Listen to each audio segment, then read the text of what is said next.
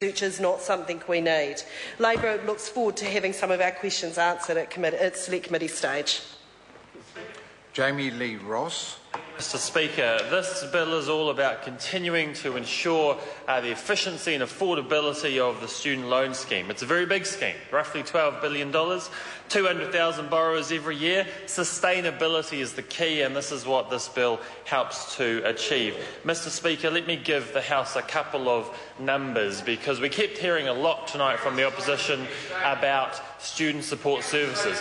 40% and 18%.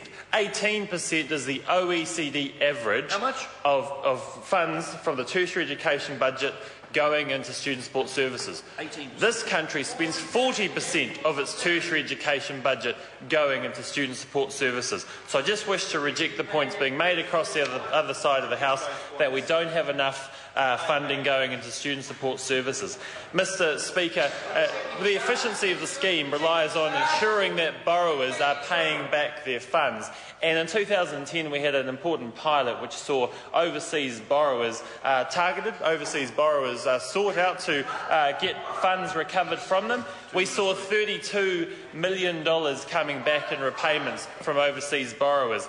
And, Mr Speaker, this bill helps to ensure that the overseas borrowers are still looked at carefully, that we have good data matching between customs and between IRD to ensure that overseas borrowers are fronting up to their obligations as well. New Zealand-based borrowers are easier for the IRD to ensure that they are repaying in the manner that they should.